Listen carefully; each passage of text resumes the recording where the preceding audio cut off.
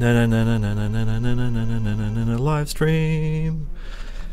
Good afternoon, and welcome to the weekly live stream for Idle Champions of the Forgotten Realms. My name is Dylan, and happy Simral. I'd like to welcome, there's quite a few of you in the channel already.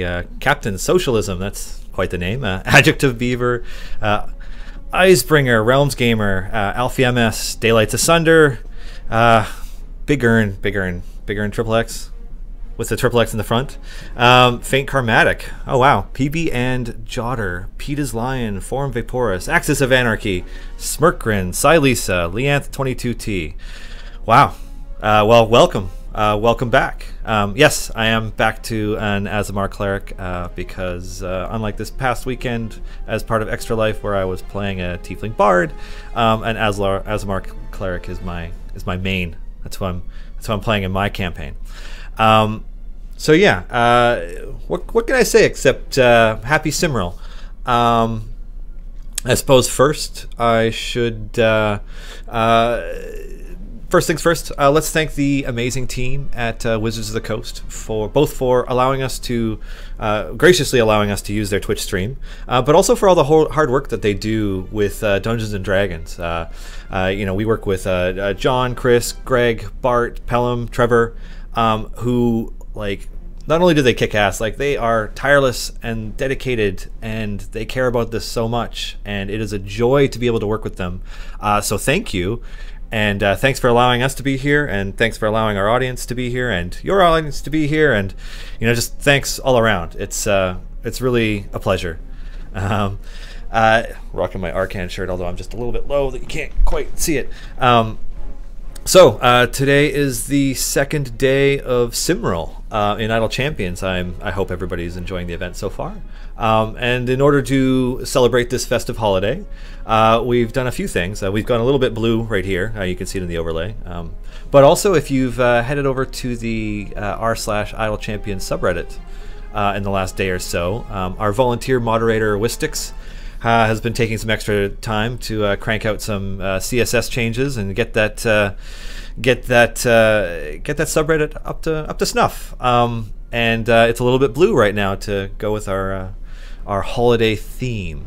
And if you have any feedback on that subreddit, there is a thread somewhere, probably still on the first page, but maybe on the second now, where Whittaker is having a back and forth talking about the changes and soliciting feedback from everybody. I think we've gone back and forth between a dark theme and a light theme at least once already, and we might do so again. So yes. So thanks to Whittaker for that, and thanks. I mean, it's just so thankful for our volunteers and our volunteer mods. It's so helpful to be able to accomplish more. Good evening to you too, the .dk, and welcome Garwar. And I was going to welcome Moobot, but then I remembered that Moobot's a Moobot, so at least that wasn't embarrassing. So to go over a few of the house rules, first thing, we will be doing giveaways today, with the first one coming along in 10 to 15-ish minutes. To kind of go over how we do it, a raffle will be opened by Erica over on the Codename Entertainment Twitch, and so no raffle is going unless Erica has started that up. And hello to you again, Nicodemus 2018. So once the raffle has begun, all you have to do to enter is type in !raffle to join, and your name will be included in the draw. And then once the winner has been drawn, Erica will connect with you through a private message to talk to you about how to receive your prize. But you will need to do that for every draw. So each time there is a raffle, and there isn't one yet, that's how you join it. And then yeah, we'll be giving away some fun free things.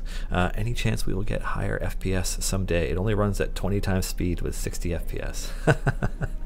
That's a very good question for my guest who will be joining in about 55 or so minutes, Dave. He was one of the co-founders for Codename, and one of the top programmers, designers, masterminds, what have you.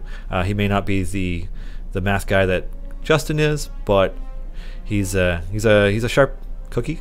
No, wait, no, that's a terrible analogy. I'm trying to do justice to Dave right now, and I can't. Dave is awesome. I'll just leave it at that. Dave is awesome. He'll be joining me in a bit, and we can go over some questions. Yeah, so to continue, welcome you to the channel. Gyrnos, Warsnote, Dracontius, I like that. Bakakenshi, Ergirid, oh, Silisa, I see that you're here. Yeah, welcome one and all. So yeah, now that we've gone over the bit of the house rules, I mean, there's some newsy stuff to talk about. Obo Crazy, welcome. There's a few things that have happened of late that we want to chat about. You know, one of the big ones that you've probably seen circulating would be the Yogscast Jingle Jam. There is a Celeste Starter Pack DLC included as part of the Jingle Jam. I believe it was introduced today. So yeah, it's one of the many amazing things you can get from that humble bundle. So yeah, it's always nice to support charity. So you know, it's also a great way to pick up some awesome DLC while at the same time getting a ton of other cool things like Dungeon of the Endless. Just so many fun things. I think Tales from Candlekeep also has some DLC in there. So yeah, it's a great deal all around. Lots of cool things to get. Clive CNE is in the channel and could probably speak to that even more. And you know, we're also going to be continuing, before we get to the game view, our Gleam contest. And I asked that either Erica or Clive post a link to that. But essentially, you sign up for a contest to get one of these. We'll be giving away 5 of these to people who to names drawn. We'll be announcing them on the December 14th stream, 1 week from today, with the grand prize winner also winning this extremely lightweight board game that is definitely not heavy enough to club something into unconsciousness with. It is the full Tomb of Annihilation board game by WizKids. I don't know if you've ever unpacked one of these, but like, it's so meticulously and tightly and amazingly packed that like it feels like a solid block of wood when you're holding it. It's kind of funny, but I mean, it's a kick-ass game. Like, why wouldn't you want that? So yeah, my chair is blurry because it fades into the background because my shirt is on it, but also the green screen behind me it's not Hollywood movie perfect, so the edges are a little bit anti-aliased, and like you can see a little green outline around my hand. But yeah, so the grand winner of our Gleam giveaway gets one of these. Oh, wrong camera. And yeah, the winner and runners-up all get shirts. So, which is currently right now, I believe, the only way to get that shirt. I'm pretty sure that's it. Yeah, top gnomes figure out how to. Yes, they do. They Obo Crazy. They figure out how to perfectly pack those boxes, and it's kind of crazy. And it's actually almost somewhat difficult to unwrap them. Like, you need a kit for it or something. Like you got plastic to cut and things to pull out. Oh, thanks, Warsnote. We're glad that you're enjoying the D&D clicker. So I'm going to switch over to the game view, which also may or may not have a code view. So let's bring that up and see how I'm doing in the Simmerl event. Oh, it's telling me to join my own Q&A. Thanks for the notification. Where am I? Oh, it's auto progress is off. Here's my all right formation that, yes, I know I'm not using Dadius at the moment because my Dadius is just not well geared. At least not yet. He will get there.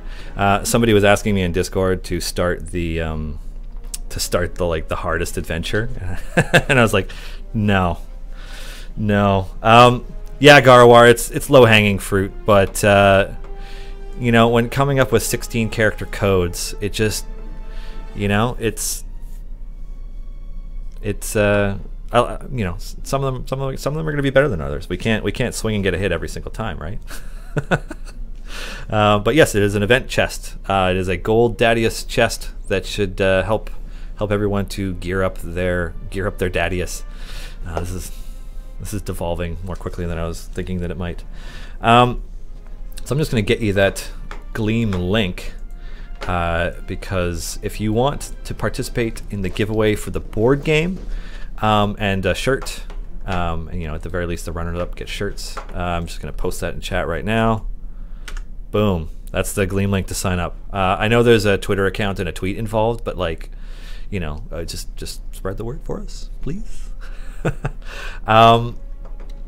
What else? Did a bit of a Q&A also on if you don't have Dadius, you should not open the chest. I don't know that makes a difference, Ilikaini, but I would definitely hold off opening any Dadius chests until you have unlocked Dadius, just in case. I don't know. I mean, it should be fine, but yeah. I mean, it should be fine. Yeah. See, Erica says it's fine. Erica knows better than I do, because she's got a brain that knows all things. Like, seriously, ask her anything about Crusaders, anything, and it's like she's got it. It's easier than looking it up on the wiki. Yeah. So I'm gonna, before I get into today's Q&A, and yes, I'm down to do Q&A, and I'm glad that you're already asking questions. I would like to go over a bit of what was already talked about in the Reddit Q&A earlier today, just so that we're all on the same page. I don't mind repeating myself, although it is kind of weird listening to myself talk that much. But if it can answer any questions that somebody might be about to ask or something, then maybe it's helpful to go over it. So I'm just going to kind of go over that now. Now, the first question on the Reddit was from Whittaker, actually, asking if we have any plans to make the experience of getting item duplicates more satisfying. As it is, it's a bit frustrating to open duplicates because the duplicate's item text is illegibly small on the card, and there's no indication of how many levels increase my item got or what that translates to in as far as a percentage increase, which is fair feedback. And I went right to Justin for this one, and he said yes, we are looking to improve that process. So we are looking to improve the process around duplicate items. Garwar also asked some questions that were really poignant about this current event. Like last event, we've introduced some challenging achievements to accomplish. And so Garwar's question, the last mission in this event only allows you to use champions with a wisdom of 13 or higher. There are 10 slots in the formation, but only 9 champions that meet those requirements, unless I missed one, and 2 of those are event champions that new players may not have. Do newer players have any chance of finishing this mission? And this is another one that I was talking to Justin about, because a wise endeavor, it's a challenging objective, and so the intent is that it is challenging for newer players, but that we want to offer a variety of variant types, and just to see how they feel. So we're acknowledging that it's tough, and that we're trying this out. I mean, being an early access game and all, we're going to keep experimenting, and just the community feedback we get back is very relevant to these kinds of things. So thank you for asking the question. Let's see, Clockwork 2017 asked a bunch of questions that I'm going to ask Dave when he joins me in 45 minutes. But we will get back to your questions, Clockwork. And if I forget, please just badger us in chat to remind us, because they're good questions about game design that I certainly cannot speak to. Okay, Happy RBX asked a couple of questions. The first question being whether or not we'd considered doing a community champion of some variety. Thinking that it could be fun to run polls back to back for things like race, class, alignment, role, and then design a new champion based on the winning results. And then, so that was one of those things, we don't have plans to do a community champion at this time. That's the most succinct answer I can give you. It's not in the pipeline, but it doesn't mean it never will be. We don't have plans around that right now. And then the follow-up question was, do we plan to do more limited time things but not necessarily the same as, recruit a friend? It felt nice getting a guaranteed shiny when I finished that, and I think a little more things to get rewards like that would be dope. Happy RBX, that would be dope. So we do have plans to do things like that. And I'm going to hold off on that announcement until Dave joins me because he can speak to it in more detail, whereas I would just say, this thing is happening, and then not give any follow-up information. So, yeah, I will get back to that when Dave gets here.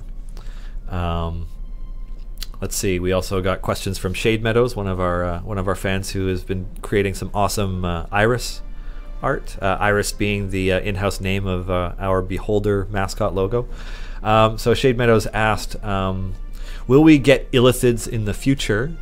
And also, do you guys plan to do something with Iris the Beholder? So, I mean, I can't spoil any upcoming game content, so I don't know that there's any way for me to talk about illithids, except to say that they are awesome. I personally think they're rad. Radconf, that's a sweet little iris icon you got there, a little beholder.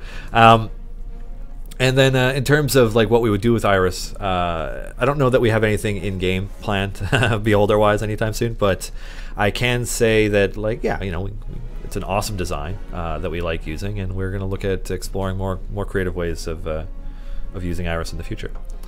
Oh, so many good icons. You see, I don't know how to use those icons in chat. Maybe I just need to pay more attention to those types of emotes. Hello to you too, Thantanos. Welcome back. Next question. Megrika asked if we have any plans to do event blessings, and we don't.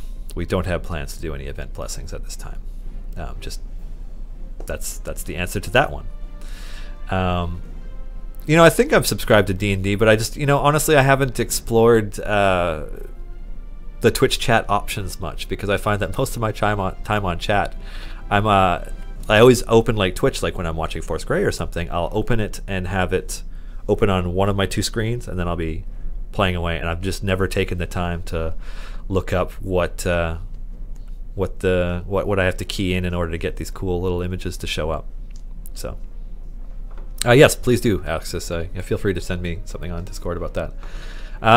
Next question was from Faint Karma, who I suspect may be Faint Karmatic on Twitch, but I could be wrong.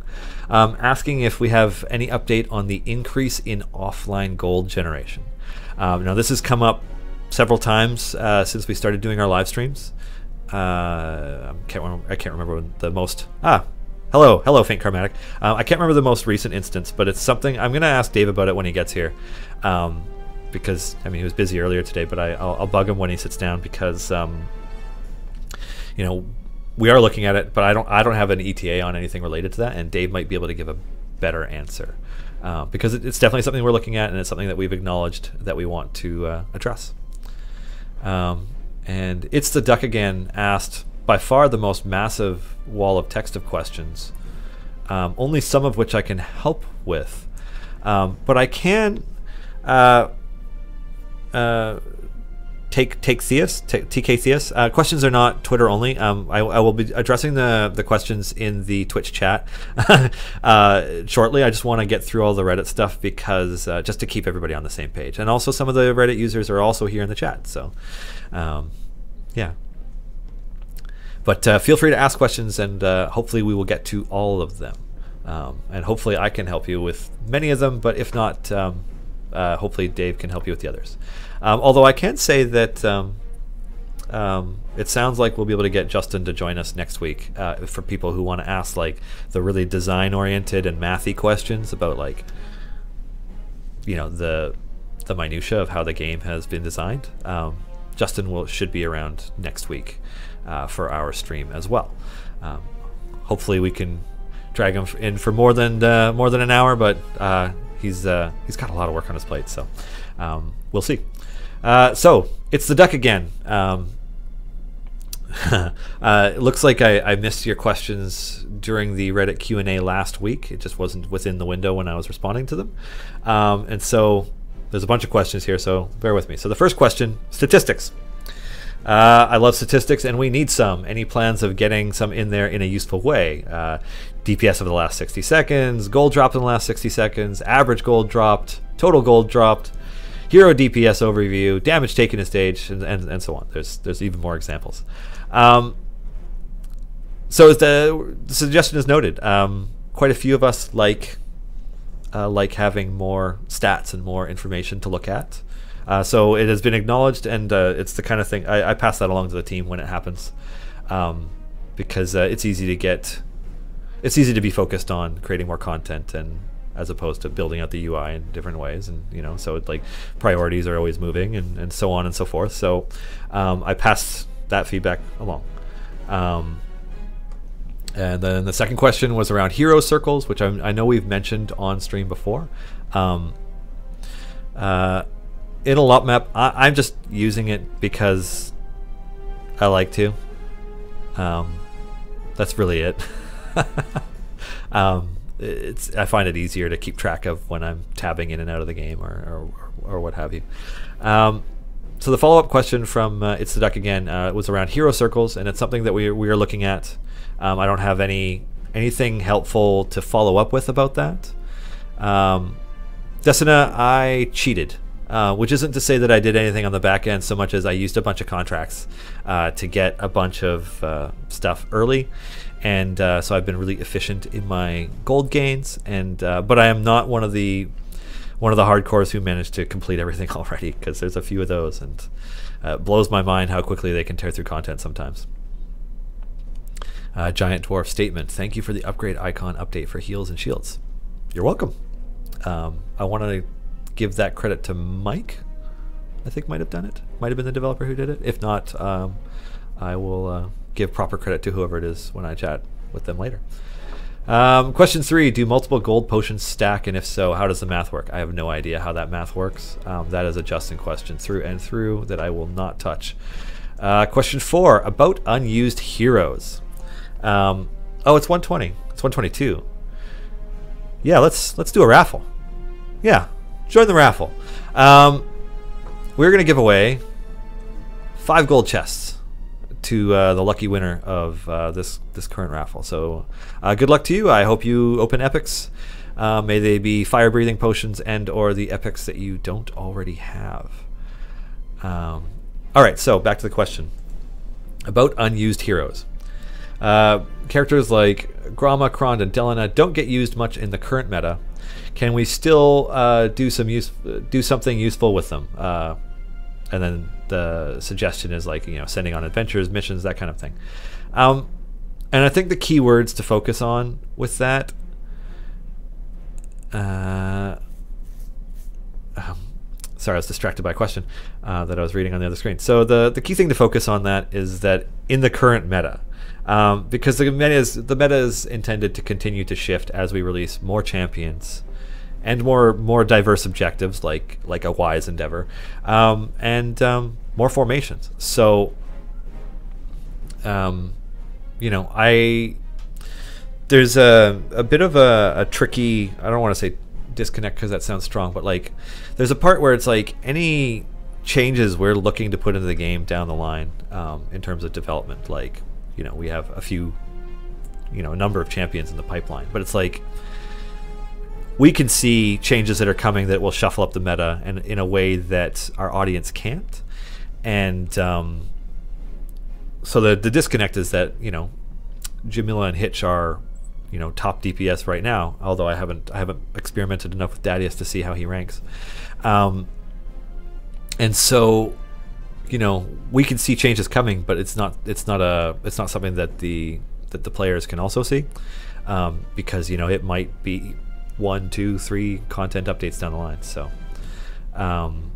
we're going to continue to shift it, and we definitely look at balancing characters, and then so I hope that helps with the diversity of the meta. Question 5. Jeez, how many? It's the duck again. How many of these did you ask? Let's see. Oh, 5 and 6 are both suggestions around random events in the game from Twitch and Ford. Jamila getting the friendly buff from Hitch, and that's a weird remark. Jamila getting the friendly buff from Hitch, and her recent level up upgrades and then balancing passes and stuff, and then especially if you have the Force Grey DLC, she hits hard. I'm trying to open this water bottle without exploding it all over the desk. Hold on.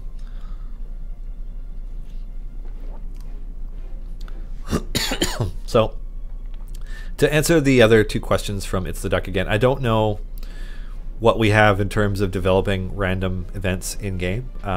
Certainly we have more distractions in the pipeline, and we have more adventures and more content and more champions, but random events like the ones you described where you know, a different kind of boss might show up, or you know, you complete an objective and randomly get ported to a new stage for a mini adventure or what have you.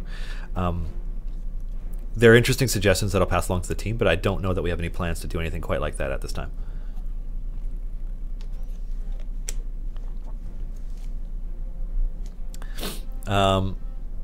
Captain Curdles 1111. You might be the only person who has a Jarlaxle as the most geared character. Yeah, because I sure don't. Alrighty.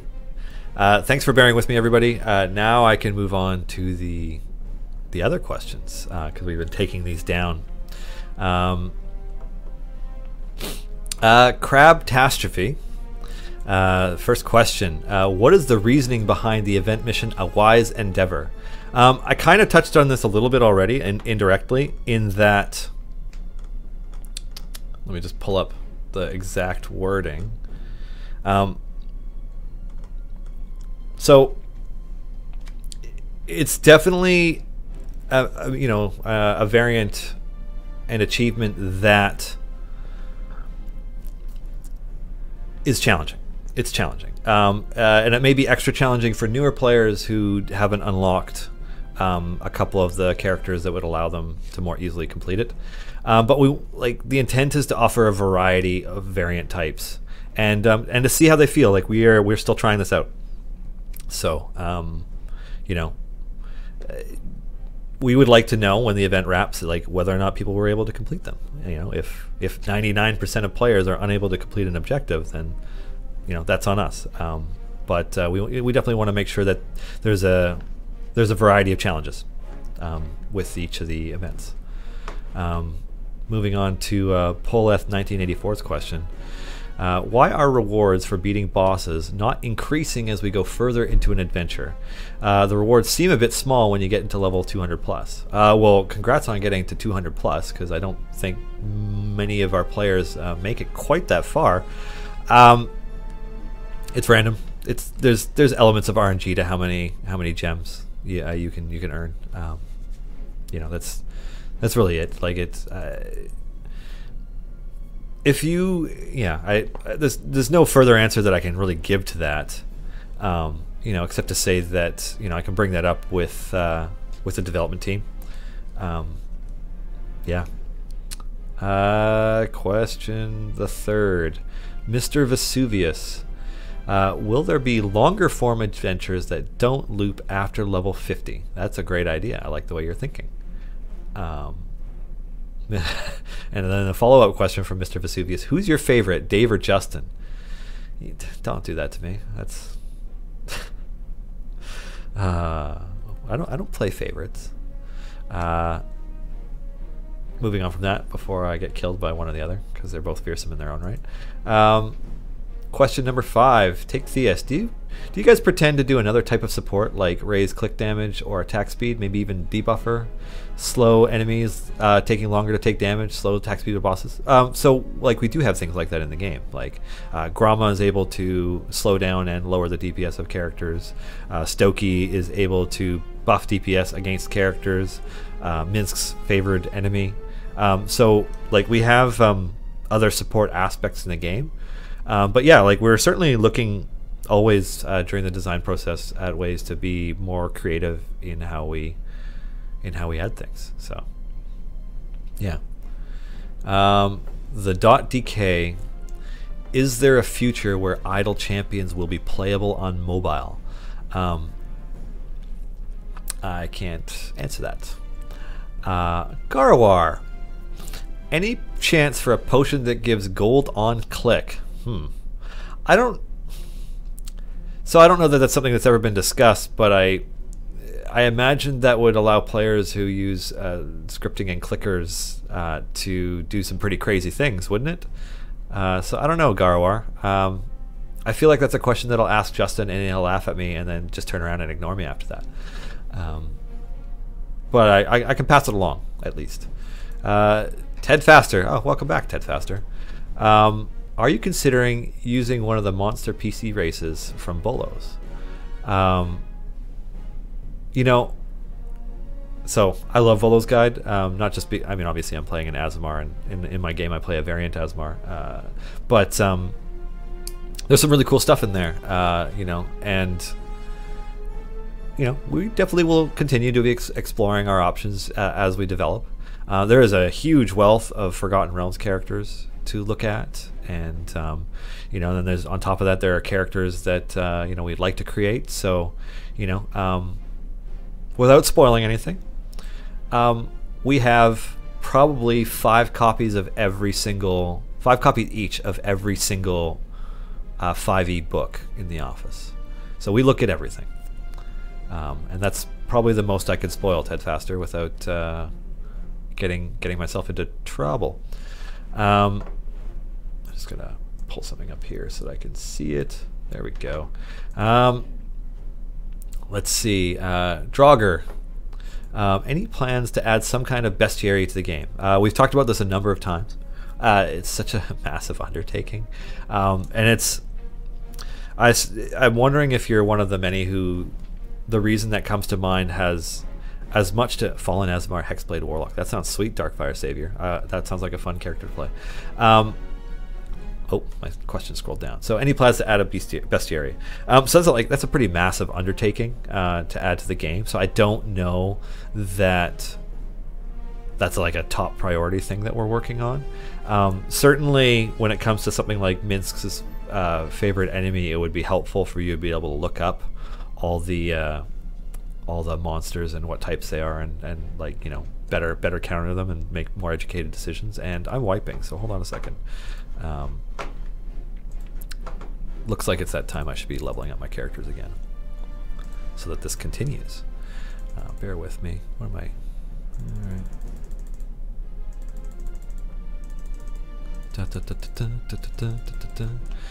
In case anybody is wondering, Ashara is bonding with humans, and everything is all DPS all the time, everywhere. Minsk's favored enemy, beasts. So this formation could probably be updated. I'm thinking bring my jam in and get this going again. All right, so yeah, the bestiary is a huge thing, and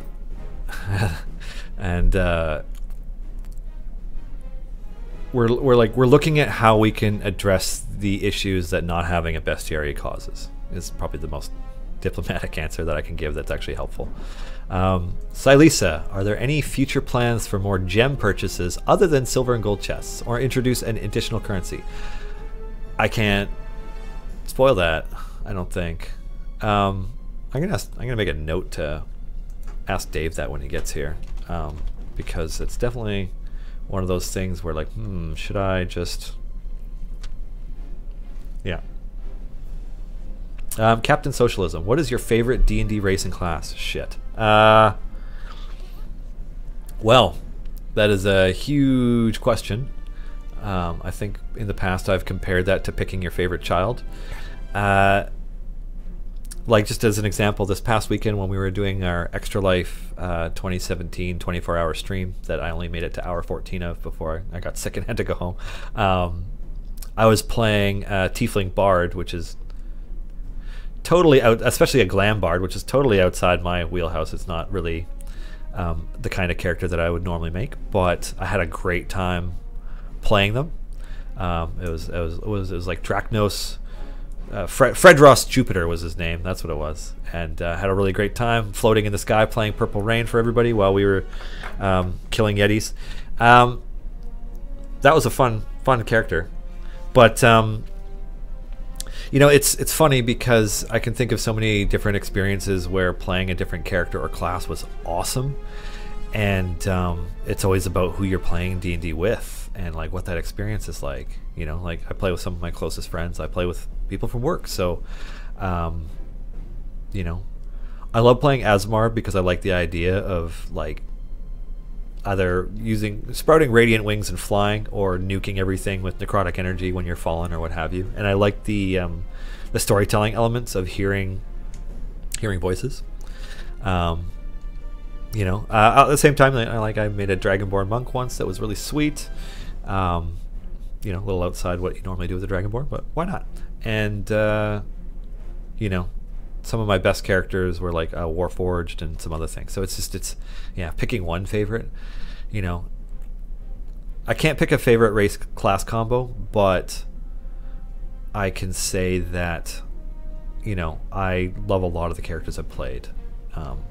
Sometimes it's fun to play a caster. Every once in a while, I don't personally get as much enjoyment out of playing just straight up fighters, where it's like I activate all my things and I roll a ton of dice and I explode something. I find that, I don't know, that's not my preference usually. So I tend to lean more towards more versatile characters and or characters that have to approach problems more creatively.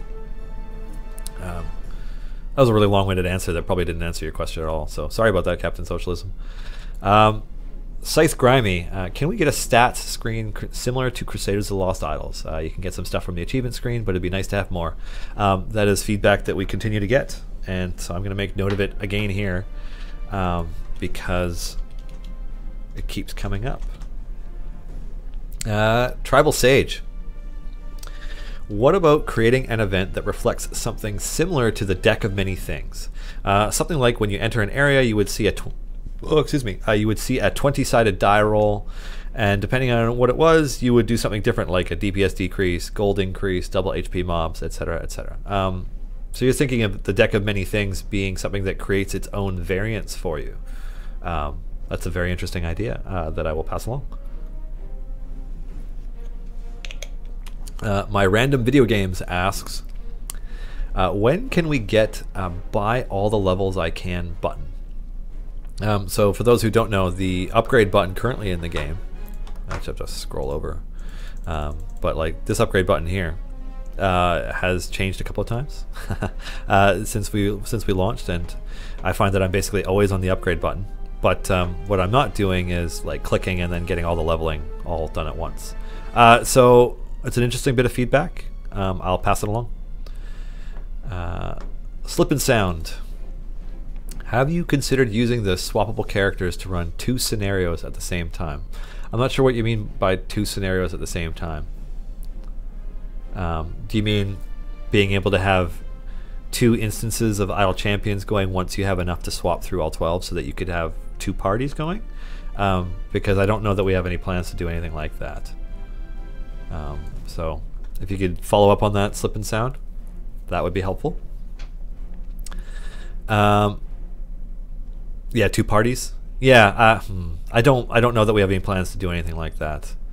Yeah, I'll tell you what though, this injured alpha boar is gonna get toasted. Zap. So what's next? Lead Jet 2. Will it be possible to send characters on a side quest that can earn you gold, maybe treasure?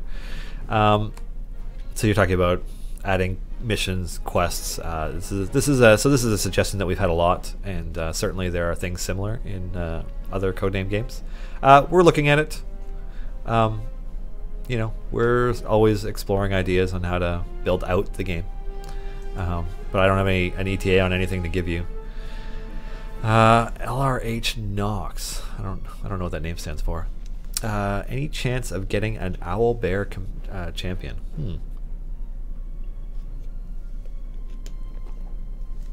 Owl Bear champion.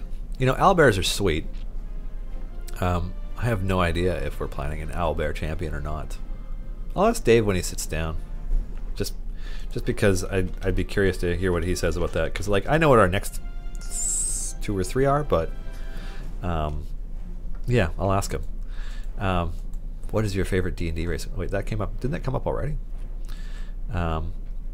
When are we going to see your Azamar cleric in game? I don't know that we are. Yeah, sorry. My character is. I mean, it's not that they couldn't. If I suppose Justin really wanted to, but my character is busy being in my in my campaign. Tell you what, though, it's a fun character to play. Envy Fox. Is there a chance of adding Elminster or one of the Seven Sisters, or even Kelvin Blackstaff? You know, there's some rad characters throughout the entire, well, not just in the history of Dungeons and Dragons or even just Faerun, but like all of it. Like, there's just so many. Dadius is closer to being useful than the others. Thanks, Silisa. I'm very curious to hear what people think once they've geared Dadius up. That's the feedback that I'm curious about. Anyways, are we going to see my character? Is there a chance of adding Elminster or one of the Seven Sisters or one of these other, insert name here characters? Let me just end that with there's a chance. I got some more Dave questions too, but maybe I'll just check in with my game here, see how we're doing, and let's do another raffle.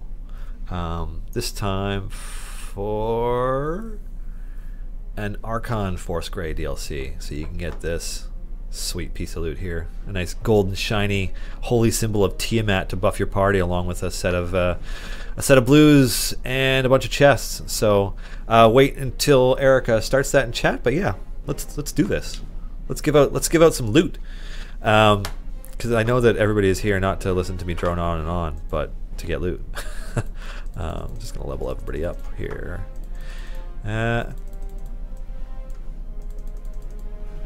I think the overlay covers my gear at this point, but my Celeste is still rocking a full set of blues with one epic. It's just keep leveling up those blues. And since I didn't participate in the Find a Friend thing, I didn't get a shiny gauntlets or whatever it was. So I mean, I suppose I could cheat and just give myself one, but that just seems unfair. Yeah. So good luck to whoever gets the Archon raffle. It's a sweet piece of gear, and like, honestly, if you thanks Twitch and Ford, I'm glad you're here for both. But if you haven't managed to gear out Archon yet, it's probably enough. If you aren't somebody who already owns all the DLC, it's probably enough to make him a top tier DPS character for you. Certainly the buff to your entire party is great. Thanks, Clement. I appreciate that you're here for me.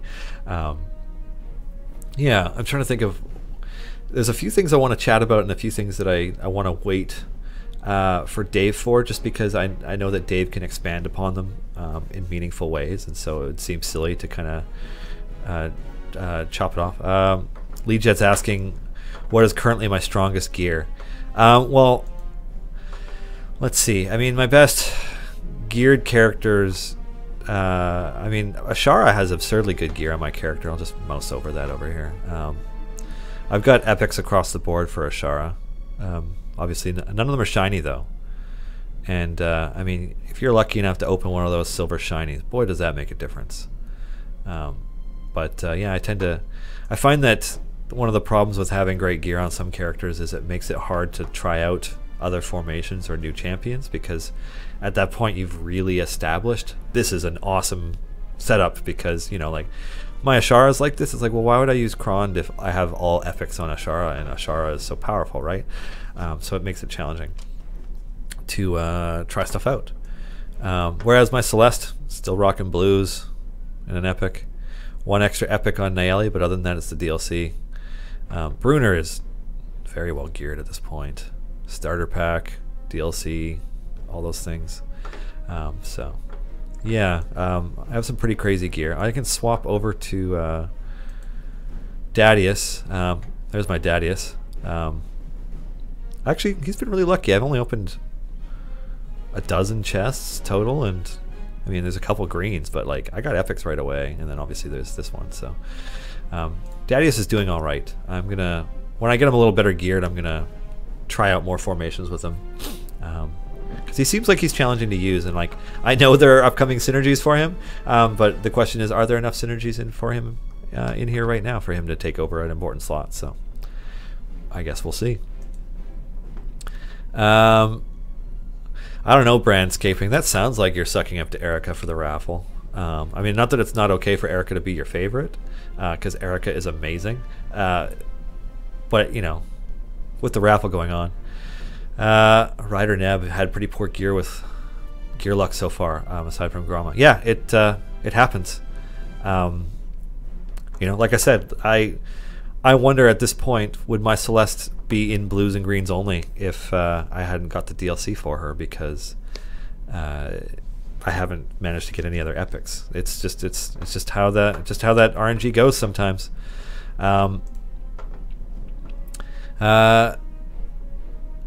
Unreal Jake, the gear skewing balance is a mechanic that really sticks out to me as very unfair on the player. But like, you get gear by playing. Like, you just have to play more. That's really it. Like, that is what you call not well geared. Well, yeah, I guess it is at this point. I mean, it's all perspective. I remember when I started and nobody had gear. So, let's see. You know, when there's a raffle going on, it's so hard to read questions because they can disappear. A corpse. My PC never gets shut down these days. Is there any alert in-game that an event has started if I haven't closed it? I didn't know something had started until I watched the stream. There should be, but maybe that's something that we can look at doing better. I'm just going to make a note about that kind of notification. Because, like, yeah, Steam says that an update is sitting there, but it doesn't always boot you out of whatever you're doing. So just let me write this down here.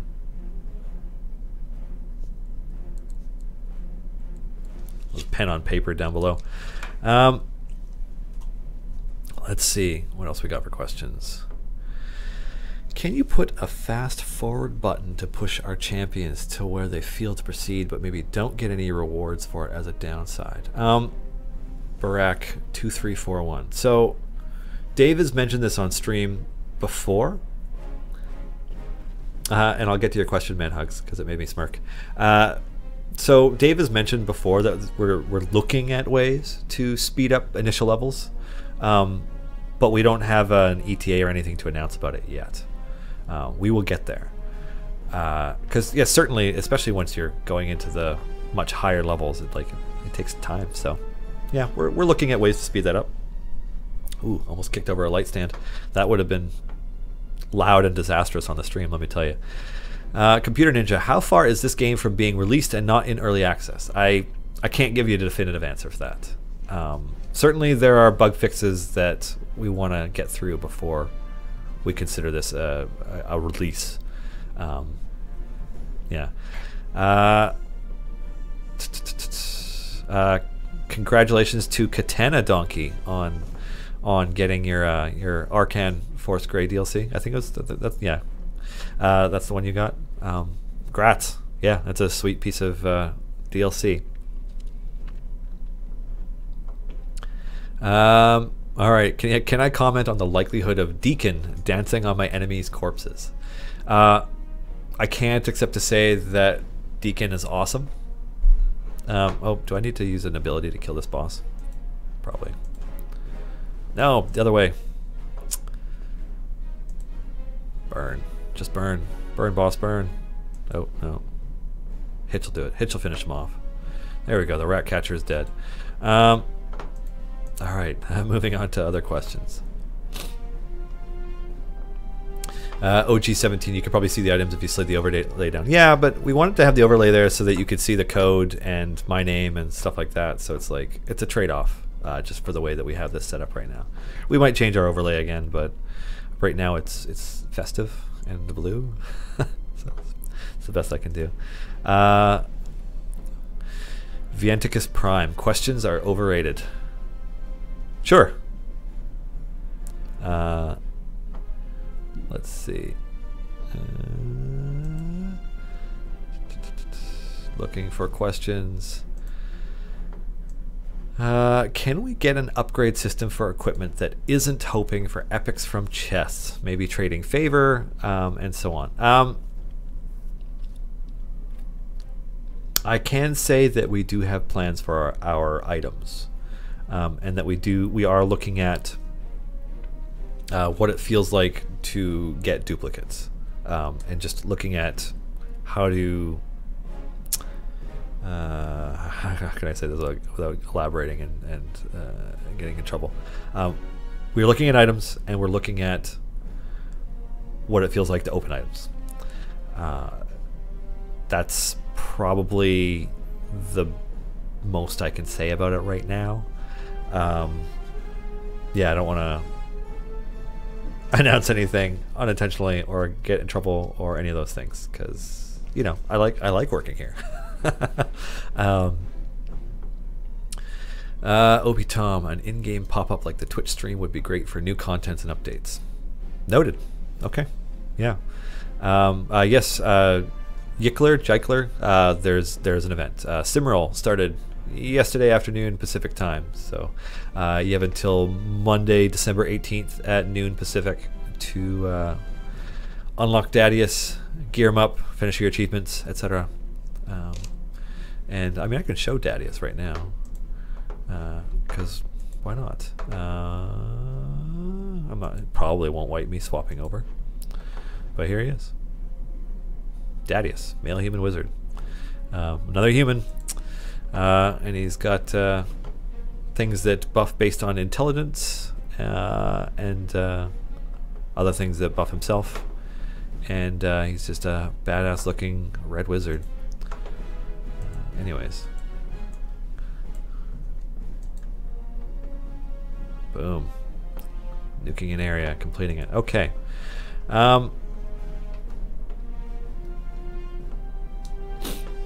Mike Hermit, I knew there was an update when someone in Crusaders of the Lost Idols said Idol Champions event started yesterday, so maybe ours will start today. Oh, are you? Yeah, okay. Because we post to all of our social channels, we update Steam, we post to Reddit, we post to the Steam forums, we post to our Discord. So, like, we definitely are doing what we can to get the and our blog, and we're definitely doing what we can to get the word out whenever there's a content update. But certainly something in game could help that further, I think.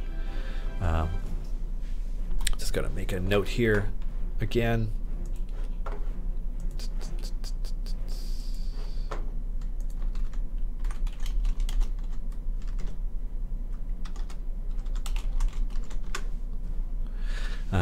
Okay, let's see.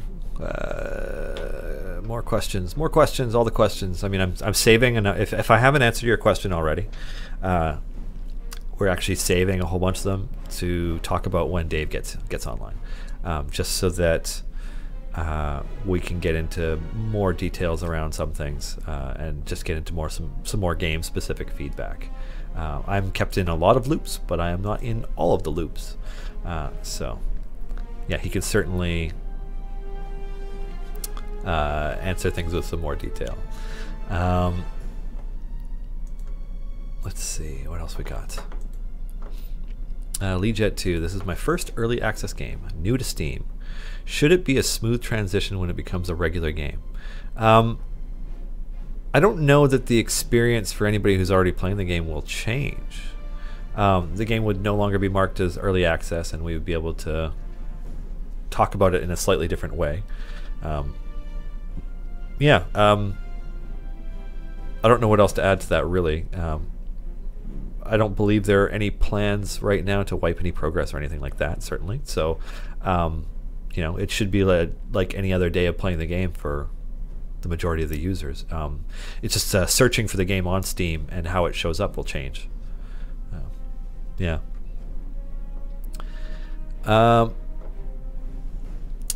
Just need a login, asking, is it better to farm at the highest level you can do without wiping, or at the highest level where you one-shot mobs? The highest level you can get to, period. You know, you just want to, because the amount that you earn kind of goes up on a curve, and so the higher the level you're at, the more you earn. So you always have to be pushing forward. I understand the idea of going back a few levels to where the mobs are easier to build up gold, because you could certainly do that, and it won't negatively impact how much you are earning, because you earn based on how far you have progressed on the run. I guess the trick there is you want to make sure that you are remembering to go back to your characters, level them up, and then progress further in order to increase your gold gain. Because yeah, it's having auto progress is kind of the key a lot of the time to making sure that you're really pushing as far as you can with stuff. Time for Minsk to go for the eyes. Well, Boo goes for the eyes, but you know what I mean, right? You know what I mean? This is the right audience. You guys should know what I mean. Alrighty. Chests. Alright. More messages. Okay. Why does it take so long for characters to pick boss gems up? Are there plans to make it faster? I don't know if there are plans to make it faster, but yeah, I'll make a note about how quickly we pick up things. LRH Knox, I think it'd be pretty funny if there was a Xanathar event where he's constantly talking down. Oh, stupid Twitch chat's keeps trying to push you out of the way. Constantly talking down to your champions, telling them how they should do better, while generally being a snarky beholder crime lord. I like it. War Snout, what about making event heroes more special by giving them a boost during their event, so we get to play around with them a bit, regardless of formation? Okay, that's an interesting idea.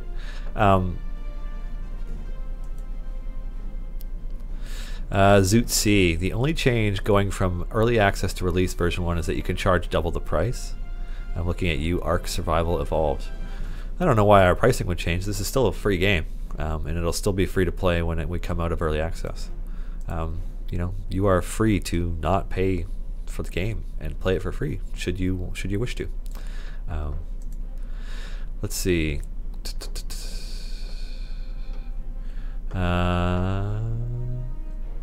Upgrading click damage past 80 doesn't seem to be worth it. Any chance of adjusting its effectiveness? When Justin was on, we were talking about click before. This is probably like 5 or 6 weeks ago now, so no worries if you missed it, Kalibara. So we want click to be viable to a point, and that's kind of like, that's where we left it. I don't know that we have any plans to make changes to how clicking works or how much damage it does. Certainly the fire breath potions are extremely powerful, and also when you combine them with things like scripting and auto clicking, they can be crazy powerful. So on that note, I know that our usable items, our potions, etc., is something that will get a pass. You know, it'll get looked at very seriously. I don't have an ETA for it, but yeah, I don't know that we have any changes coming to how click damage works or clicking effectiveness in the near future. Suggestions for items: have a gear progression. Okay, you know, hearing that people want to be able to gear their characters out more. You know, this is great. Like, even if I don't answer your question, or I don't answer it in a way that you like, I appreciate you asking the questions, because we do read this and we are looking at it and we are listening to our audience, because we want to make sure that we're listening to our community and, you know, adjusting the game. The real Kestis just asked a question that I suspect a few people will want to know. If you already have the Celeste Starter Pack DLC, but you just got the Humble Bundle, can you still use the code? Those 10 gold chests will be coming in handy. You can't, because it's a Steam code and you've already got it. So if you've already purchased any of the DLC packs, whether it's the Force Grey pack, the Celeste DLC, the what have you, if you've unlocked that with a Steam code, you can't get another Steam code to unlock it, because you've already got it. So if you get one from the Humble Bundle, give it to a friend. You know, give it away. Be generous. It's a charity bundle anyways, right? Just gonna save a note here, because my guest is going to be joining me very shortly. My characters are not wiping, right? Okay, good. Let's see what else we got.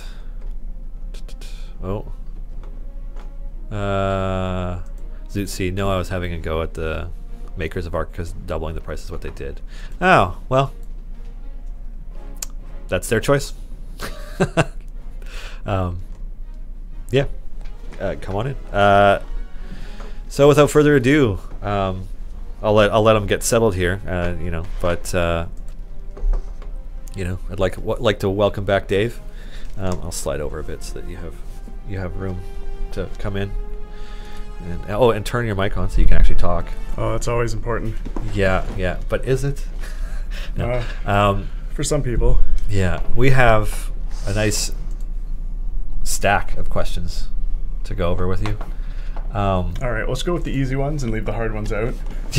Well, Justin's going to be on next week, right? There we go. Save it for Justin. Yeah, there was...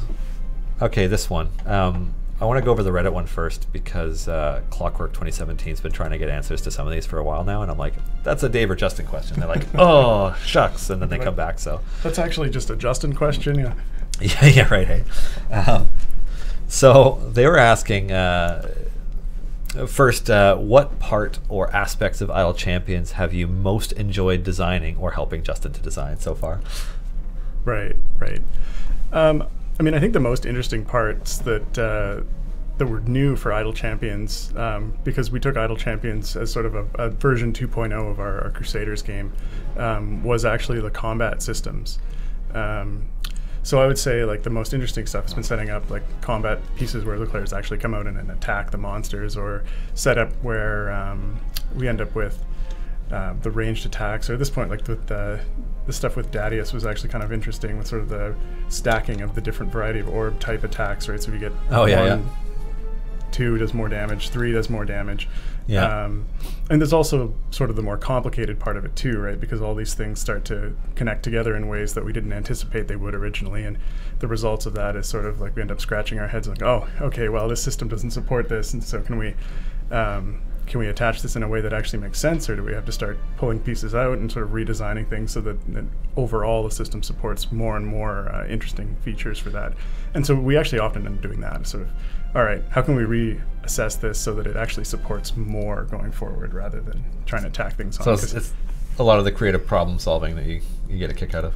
Yeah, absolutely. That's sort of one of my behind the stack. Like, there's 2 major parts I enjoy about making games. One of them is like just the overall general design. What is this going to be? What's the story? What's the how is it all going to fit together? And then the other part is taking like the technical challenges apart, because they can be very challenging and then very rewarding when you succeed in solving them. Okay. Is there a problem that stands out in your mind as one that you really enjoyed? On this project? Oh, that's a good question. I don't know that there was anything that stands out as being a significant technical problem that we faced here. This was, like I say, it was a progression, and things came together fairly well. I would say I really enjoyed the way the background system came together in this, although it has its own problems that I'm not going to get into. Mainly because it looks like the world scrolls forever, and, well, it's not. But getting all the parallax systems in there was actually pretty cool. It was actually really satisfying, I think, when the pieces came together and you started seeing the sort of the depth that it created, which was a pretty big step up from Crusaders. And then even like what we've got going on right now here, the being able to actually put in effects like the snow effect, just seeing that put together, and the snow effect there is sort of Mark's handiwork. It's just really satisfying to see. Yeah. I'm going to follow up on that, but there is a raffle right now for a Jamila Force Grey DLC, which will get you this lovely golden shiny Deathbringer Greatsword, in addition to a set of blue gear and some chests. So good luck. Good luck to everybody on your chances to win, and congratulations in advance to the winner. To finish out those design questions, is there anything that you can share that you most look forward to designing? I know that's a tricky question, but it's like... Yeah, I mean, it's a question that's sort of like what's coming up next that we haven't designed yet, that we haven't actually announced. I'm sure there are some things that we're pretty sure we're going to do that maybe you could probably talk a bit about, but I also don't want Justin to kick down the door and kill both of us. So I don't think there's anything off the top that I can talk about that that's upcoming. Yeah. All right. That's fair.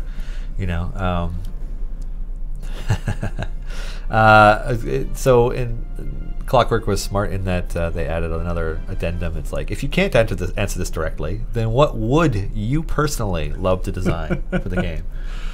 Oh, that's a good question. I mean, that's sort of a question around system and content. I mean, one of the things that I've done a little bit now, as we've sort of settled in with the content pieces, or with the technical pieces, is do some of the actual content design, and so I find that to be quite enjoyable as well.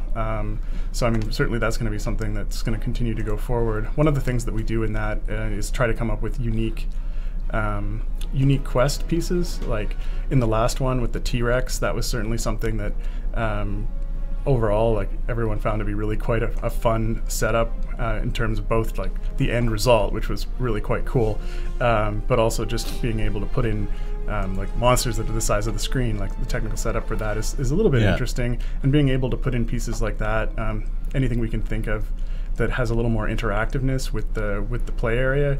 You know, if you can knock over pillars or cut down barriers or have things that like you. I mean, one of the ideas I was kicking around was being able to have areas on the ground that have some sort of an effect when the monster walks over them. Like there's a trap there or something, and you or something that you could walk into. So if you didn't kill it by the time you got there, then a lot of creative opportunities for stuff to explore that you could do. Yeah. Cool. And then I guess the next part of that, it's like, how much of a hand do you have in designing things like standard and global blessings currently featured in the permanent campaigns? Like, what sort of game design questions do you guys typically ask yourselves when you're coming up with those kinds of features? Yeah, I mean, that's one of those things where usually initially these design things are something that we discuss, and then once they've been sort of the base designs have been hammered out, like for example with the blessings, that sort of setup was something that Justin just took on and did, and he did it those particular blessings went down in like, you know, a day. It wasn't too long to get the actual like content design for that. Yeah. 'Cause there's only so many different avenues that we can actually buff. Yeah. And so what it comes down to for some of those pieces is figuring out sort of what interesting ways can we buff those things, and what interesting ways can we divide the buffs out, right? Yeah. Like for example, I think in the Kelmore favor buffs, there's some buffs that are based on like the male characters get this buff and the female characters get this buff, and it's one of those things where it's tied to the tags on the characters. And it's something we did a lot in Crusaders, where we can say, okay, this is a robot character, so here we can have a buff that buffs robot characters, which gives us ways to divide up the buffs and make them more interesting than just like everybody gets this damage, and I mean, what would we have, right? Yeah. Okay. I mean, it's certainly those kinds of changes allow you to open up the design space in a way that you can start shaking things up if you want to as well. Yeah, I mean, the more things that we can, the more different fields we can manipulate, the more different things we can base things on, the more ways that we can actually have different interactions with the buffs. Somebody in our chat just asked how many genders we have tags for, and I'm like, oh, that's a good question, actually. Yeah, I'm not sure how many we ended up with in Crusaders, but I know the way the tag system is set up, we can tag them as anything. I think in Crusaders we ended up with male, female, and robot. I'm not 100% sure what else ended up in that, but we also ended up with a bunch of different tags, and I'm probably not the one to ask which of those were, but I know there were quite a number of different tags on them that then affected how they were buffed. So yeah, huh? Okay.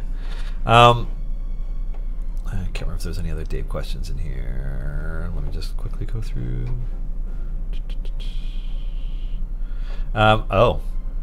Somebody, Faint Karmatic has followed up every week. Every week with the offline gold. Yeah. Yeah, and I overheard what you were saying about that. It is one of those things we are looking at it. I mean, it's one of those, it's something that we haven't had time to get to yet. It's a big item. As I mentioned before, it's not going to be as like what we have right now is, hey, you were offline for this amount, you were on this level, so it's going to be approximately this much.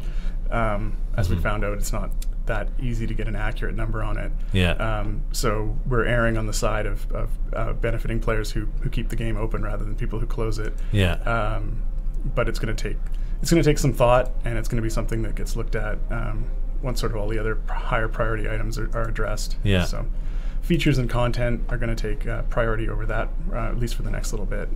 But it will get looked at. It is on the list. Okay. It's okay. We'll be totally ready to ask that question again next week. I'm sure it'll be. Okay. So we also had somebody ask, this Barak 2341, about a fast forward button, but like again bringing up the idea that you could speed up earlier levels. Right, because you're going to get to the point where you're maxing out quicker, or you want to get up, sort of get to your, get up to your max point. That's certainly something that we've talked about.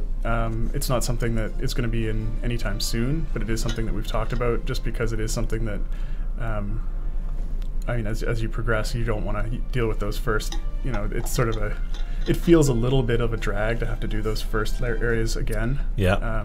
Especially when they're the lower level areas and you're looking at your favor and you're thinking, man, I need to get to at least level 50 or 60 before this starts to even move the needle. So it's certainly something we're watching. But again, it's not something that's going to have immediate action on. Yeah. So, like, to expand on that, what do you like? What would be a good indicator that that's something that needs to become a higher priority? Like, at what point for players, like, is there a certain amount of time that it takes them that you? Yeah, I think maybe in the global campaign, when that gets to the point where the values are just so high that you have to be up in the level, like in the hundreds before your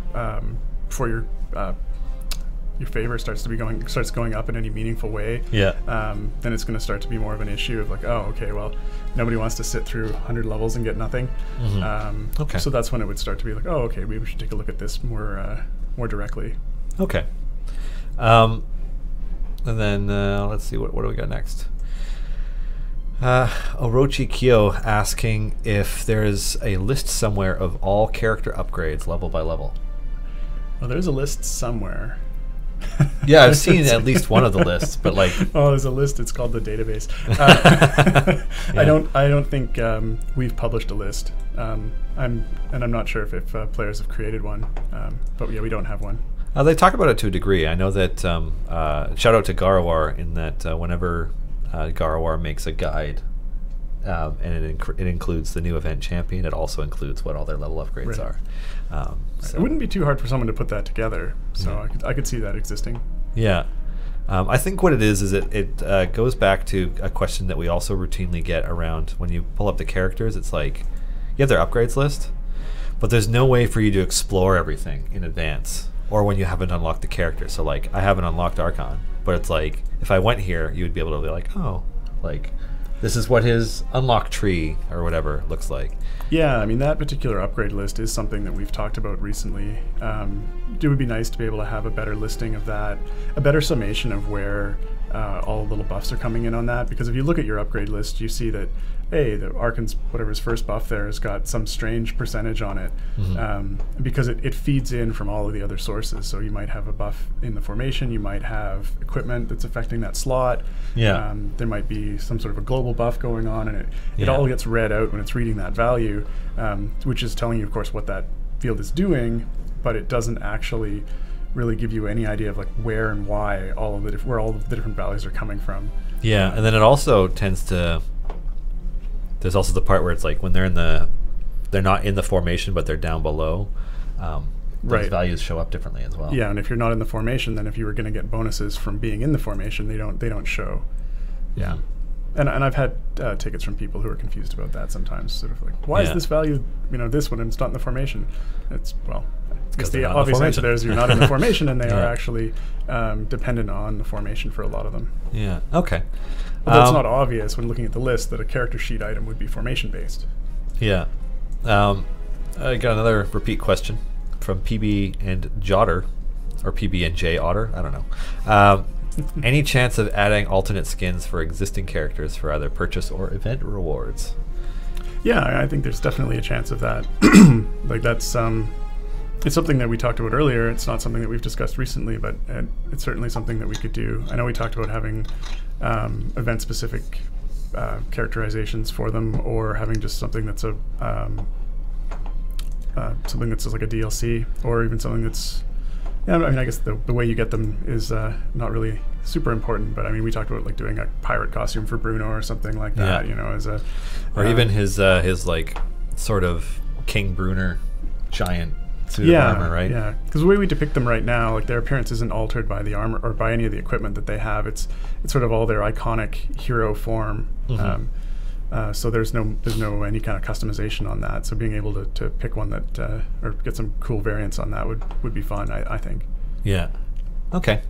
Well, PB and J Otter or PB and Jotter, that's more of an answer than I think we've given to anybody else when asking about cosmetic aspects of the game. Me is Mart. I think that's Marty, actually, asking if they can split screen with their friend in a race through an adventure. No. Probably not something that we're ever going to do. Although, no. I'm going to go with no. No? You're going to go with no? Okay. Sorry, Mart. It's we got one question before. You can have you. Probably cosmetics, but no split screen racing. All right. Let's see. We already answered that question. BC 1080. Are you looking at altering the user interface so I don't have to fit all of the characters on the screen? So I won't have to scroll to pick upgrades. Are you looking at altering the UI so I don't have to fit all the characters? So it's like on right the screen? now, I mean, you know, if I scroll all the way over to the left to the click damage, it's like Bruner all the way up to Hitch on this resolution, and then it's like right. So another the 4 question characters is passed. Setting it so that you could fit all the characters on the screen. Or like, I mean, you know, we just added this button, this last patch where you can hide the stuff up top. Makes it a little bit easier to click crows. You know, are we going to add something to the UI where you can shrink some of the characters down, or maybe the ones that aren't being used? It tends to be how it comes up as a suggestion daily.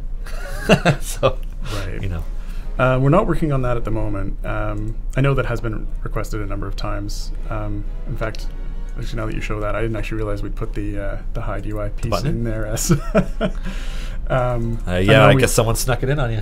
Yeah, we were looking to take some videos for that. I think you were asking for the T-Rex. I wanted to make a clip of the T-Rex leaning in and puking zombies out. And I may very well have said, just go ahead and put it in. That's cool. Yeah, I didn't realize we'd pushed it out. Well, there it is. Yeah. It's certainly it's well hidden. It's actually, I think it's pretty discreet in a good way. Yeah. Anyways. But yeah, I mean, I definitely understand the desire to be able to see them all, so that you don't have to scroll. It's not something that we're actively looking at, but I understand the desire's there for it. So maybe one day. Okay. Silisa, can you make the green line around champions that are in active lineup more visible? Yes, that actually is in the to-do list, something to make them more visible. It obviously hasn't been addressed yet, but it is hard to tell just at a glance which ones are out, which ones are not, based on just that thin little green line. Yeah, it's kind of faint, right? Like you can see it here on Calliope, but you can't see anything on Stokey. Right.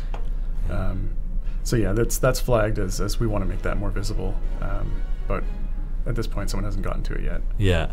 Would that be a Mike job? It would be a Mike job. All right. Well, we'll bug Mike. Well, he was on here last week, just blaming everything on everyone else, right? Or no, was that last week or the week before last? Who was on last week? Clive. Clive was on. Oh, right. Okay, so it was the week before. Sorry, it's easy to forget that Clive was on here. No. Yeah, because so much has happened since then because we did Extra Life. And it felt like we got a lot of streaming done in a short amount of time. That's true. You stay up enough hours and your brain gets fuzzy, and then it's like, yeah. Last week, this week. You're welcome, Giant Dwarf. It's there. Yeah, it's easy for people to miss because a lot of people don't read the patch notes, but it's there. Did somebody ask for that? It did get asked for. It's been asked for quite a few times because people talk about people who play the game a little more actively. They don't want to miss the distractions. It's so much easier to click on a bird when there's nothing in the way. I mean, I guess that one was moving super slow. Oh, this one's a little faster. Got him. Love it when they bounce off the edge like that. It's like you shot them and then they hit a wall and bounce back. You know. Anyways, let's see. Cyrus88. Why not make a mode or be able to unequip gear so it makes testing easier? Huh. I guess like when you go into your character's equipment screen. Oh, you mean like player test? I was wondering, how would that make our testing easier? But he doesn't mean our testing. He means yeah. If you clicked on this, it's like all the ones you've unlocked, and you can click on it and go back and forth. Yeah. I wonder if that would be possible. I mean, it's something we could do. It's sort of, it does raise a question of what the advantages for that are. And I could see if you're sort of trying to figure out where different effects are coming from, that could help you track some of that down. But from just a primary gameplay component, I don't know that it would. It's not something that anyone would really want to do. You know, you wouldn't want to take your gear off. Yeah, you don't usually want to make your character weaker. Yeah, yeah.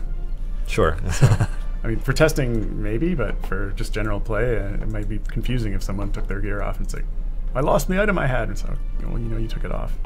It's like in, this makes me, I don't know why, it makes me think of Bushwhacker. We had a One Ring, you know, the One Ring from Lord of the Rings kind of parody piece. You mean not technically from it, right? That's a parody piece. That was anyway, players would I think we probably to this day still get tickets from people who log in. They forgot they put it on and their character's invisible. Yep. So, we're just opening ourselves up there to. Oh, that's funny. Gyarnos or Gyarnos. Why do some treasure sacks spawn open and some spawn closed? Well, that's a bug. Really? I didn't know that. And I think it has to do with the state on the previous sack not getting reset properly, because we tend to reuse as much things as possible in the game. So yeah. The actual in-game object that uses the actual treasure sack is reused the next time, and for some reason, in some cases, it doesn't get flagged to the right animation frame, which is the one that's closed. So yeah, it works 100%. It just looks open right away. Yeah. Looks like we're starting another raffle, and this raffle is for a DLC pack for everybody's favorite DPS and buffer, Hitch. You get one of these. A magnificent cape of free flowing, which buffs friendly, which is his crazy overpowered. I mean, totally balanced ability that buffs people in the party with a gold shiny epic and then a bunch of rares and some chests. So good luck to you all. That's a gooder. It's a good one. You know, if you've got a geared out Hitch, you're using him. So poor Dylan, I guess no love. Although. Delano will. Let's see. Gyarnos, you pronounced it right the first way. Thank you. No worries. I tried. It's just, you know, sometimes it's one of those things like when you're reading them, it's not always intuitive how to pronounce someone's name. So, you know, there was one good suggestion I saw in there, though, talking about how if you are able to move up and down in the quality of your gear, you're able to create variants or restrictions around, like, oh, well, it's like to complete this objective, no epic gear. Huh. Yeah. Yeah. That would be punishing. We could actually probably do that anyway. Yeah. Right? Like, we could flag it so that all of your gear quality was marked down to whatever quality level we were looking at, making the restriction. I'm sure you wouldn't get any tickets asking why somebody's gear quality is like that, too. We'd have to be really careful about making that clear in the objective. Oh no, my shiny items are gone. Yeah. Oh god, it'd be a panic attack. Are you kidding? G. McSpoon. Any plans to add more enemy and boss variety? Example, a necromancer who revives dead enemies, or a wolf who summons the rest of his pack if they aren't killed quickly enough. Absolutely. As many different varieties as we can come up with. Again, stuff like the T-Rex, which was like that was damn cool. That set a new bar for mini bosses, though. They're all going to have to be that way now. Yeah. Yeah. So definitely. And anything where there's sort of special pieces on them too, like the necromancer reviving dead enemies, someone summoning more enemies. I mean, obviously the T-Rex was sort of like summoning more enemies. I mean, he kept barfing them out of his mouth, you know. Yeah. Something that results in more enemies showing up, summoned from his stomach or wherever they're coming from. I found on that one I ended up using a lot of the ultimate abilities just to like clear all the zombies out so they would actually be hitting the T-Rex. Yeah, it was good. It was fun. It actually made it feel like an encounter. Right, yeah. Right. So yeah, anything we can think of, we're going to try and stick that in for bosses going forward. Sweet. I was about to say something that I'm not going to spoil anything. So, BC 1080, are you looking at adding a full screen borderless option in the video settings? That was asked when Mike was on, and I know he played with the settings on that. I thought it was borderless, but I guess it's not. We just have to remember to look at it. Yeah. Just need someone to play around with the settings on that. Yeah. It's not quite as dead simple as just adding it in, because Unity controls some of that in their export settings. And I know we had some minor issues with that originally. So we ended up, and I can't remember exactly what the reason was now, that we ended up with a particular mode because the other one didn't work the way we expected it to, just out of the gate. But that was early on when we released, so it hasn't something that we've been able to actually spend any time looking back at, just because we've been focused on features and content. Okay. But if I remember to look at it, I can tell Mike to look at it. Hashtag Dave remembers. Obermoth, why does it take so long for characters to pick up boss gems? I mean, it's just on a timeout. If you're not there, you're going to have to wait for them to do it. I mean, I think the time delays on these, we generally set them just so they're long enough that you can see what happened if you weren't paying attention. Okay. OG17, will formation circles ever be layered over enemies? I mean, that's one of those ones that's been asked, I think, probably like every stream. Maybe. Getting there. It's possible. It's one of those things where the effect of it isn't, like, we've just been watching the effect of it, and it doesn't seem to be a super, what's the best word for it? Like, the effect of it is limited, so it hasn't hit like a major priority point of like, we have to do this because it's really a pain point for a lot of players. Yeah. I know a lot of the concern around that is so you can see when to use certain healing. And then, of course, the complaint that goes along with that one is that because boss enemies power up as they get near you, by the time you're ready to use that healing, the next hit they do is like half your health anyway. Yeah. So it's not actually that advantageous. I mean, this really all ties into if there would be some sort of focus on a tanking build. And I know that's something that's also sort of hanging there. At this point, Justin hasn't had time to look into that. Those are definitely sort of the different build types are on Justin. So if he actually shows up on stream next week, as I think Dylan already promised, that's something to ask him. Hey, he's the one who said he could do it next week. Sort of next week. You know? Yeah. As in, not right now. Yeah. So yeah, I think that goes along with like a tanking build kind of priority, because right now, unless you actually can viably tank, which you can't really for too long, just because of the power up mechanic on the bosses. That when you hit that right moment to heal, you're really only getting another 2 hits anyway, and then you're toast. So. Yeah. Okay. All right.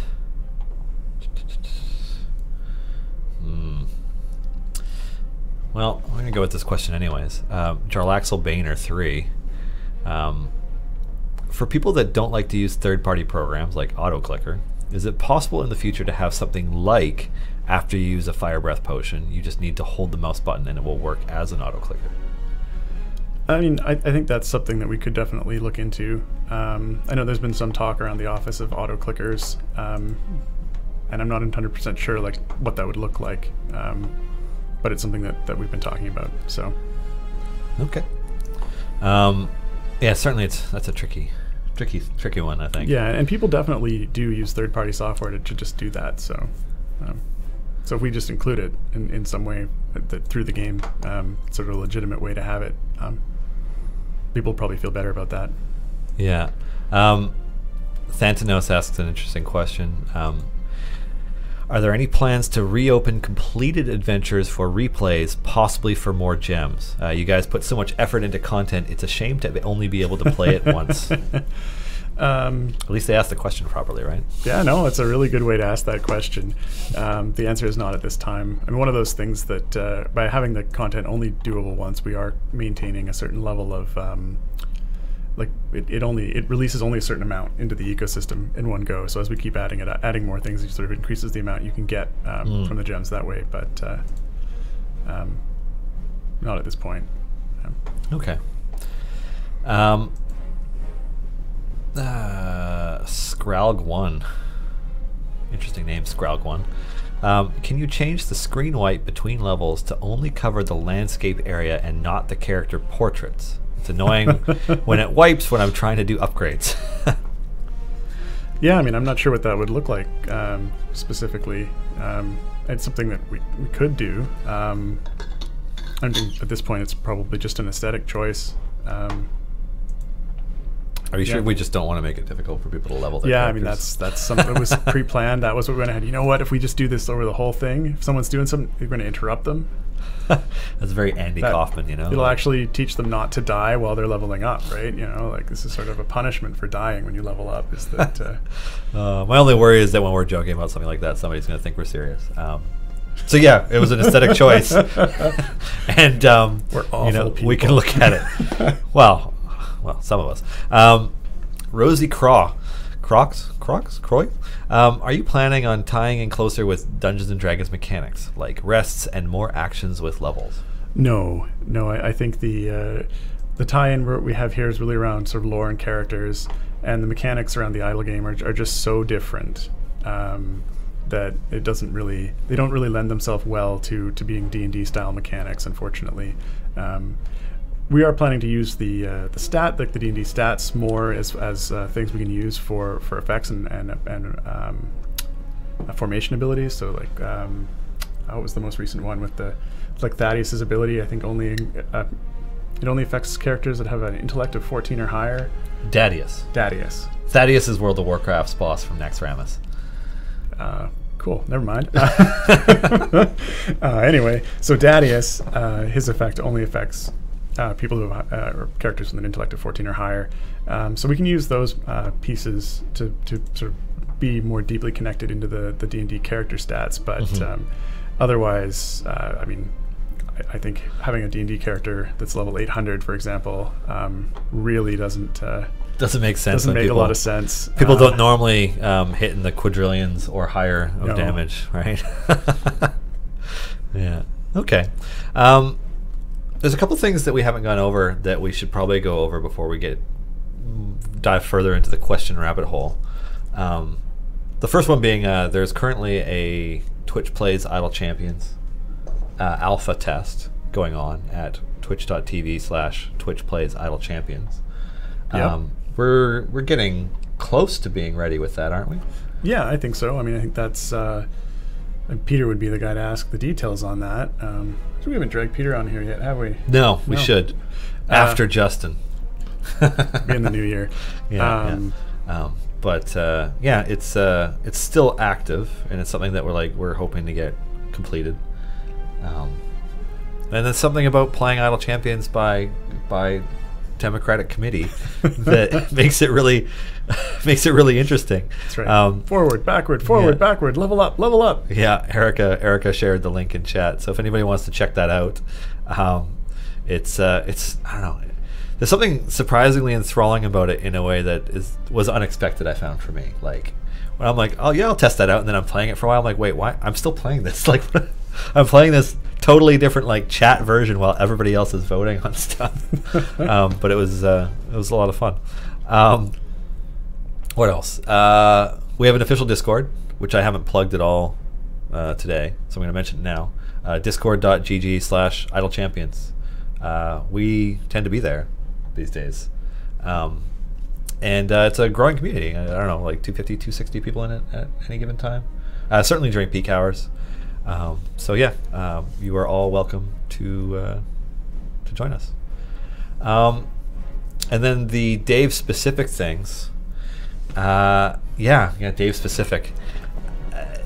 Can we speak about this? Are we ready to talk about any of that? Sure. I don't see a harm in mentioning that. I think you had a question about it earlier. Yeah, we had questions about it, but I deferred them. Back until you were actually here.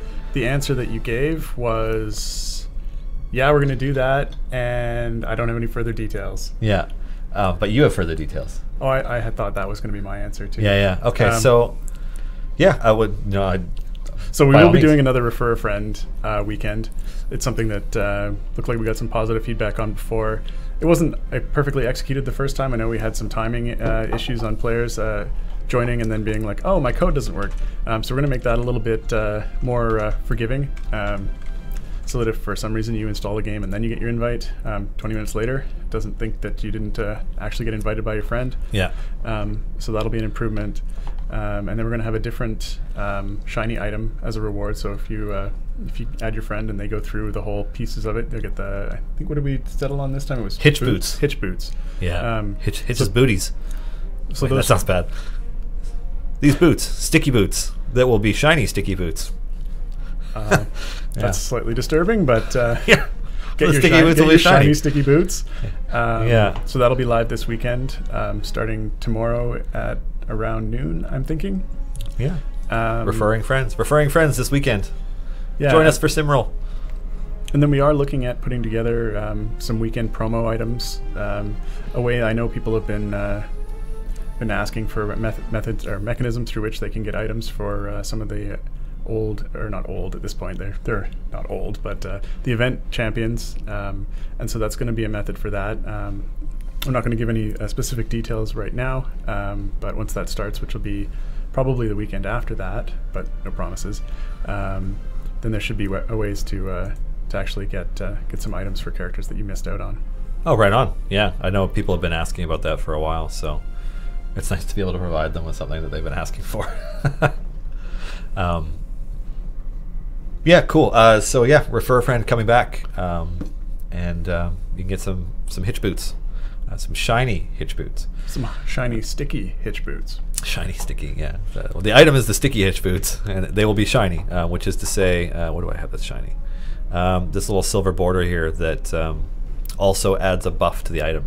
So it will buff these boots, like these boots, and it will increase the overall effect by half. So that's pretty awesome, actually. And there'll be information about it in our newsletter, which we will probably send out tomorrow, sometime during the day. But then also, I guess the other thing is Extra Life. We did an Extra Life, and I was waiting for you for this. Okay. Because you were also playing D&D.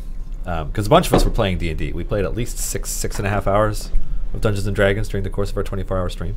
Yeah, it was a lot of fun. Yeah, we created these character sheets. And when he says we, I think it was Adam and Alexis. Yeah, and by we I mean literally only Adam and Alexis.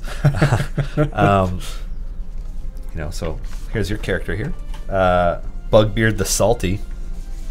Let's see if I can't get this. Look how salty that guy is, right? I guess this thing autofocuses, and I can't really see how it's showing up on camera. But yeah, Bugbeard the Salty. So we're going to do something kind of fun in that. So our Extra Life is actually still open and still taking donations, although you're no longer affecting the D&D game that we're not playing live at the moment. We're going to give these away to some of our donors. Yeah, like here's Alexis's character, Rumble Two Tails, who was a flatulent female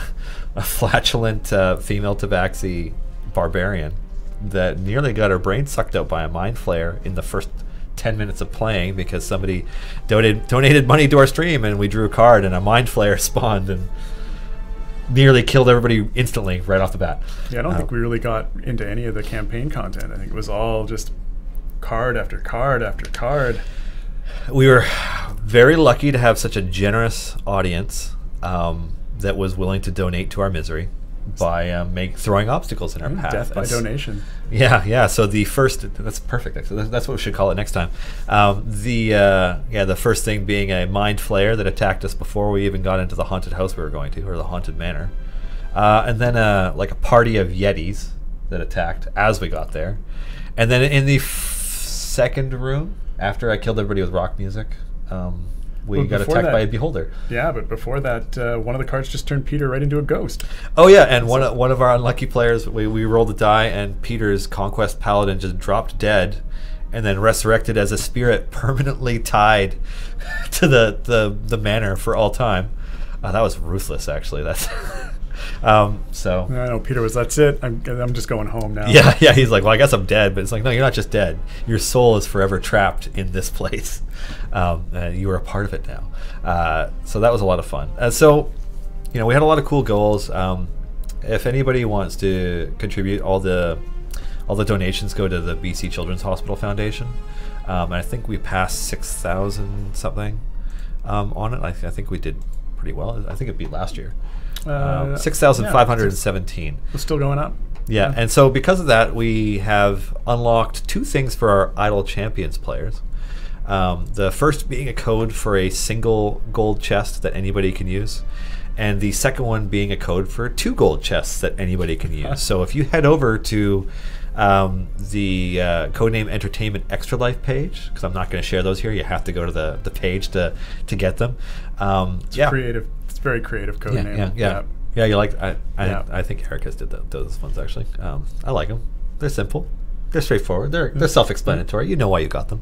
And if by some miracle we get to $10,000, we'll release something else for our entire player base. This isn't something where somebody goes in and donates themselves and gets something back. This is as the entirety of our donations goes up. So you can help fulfill those either by going to Kat's page, and Kat will draw portraits of you, and her page is awesome.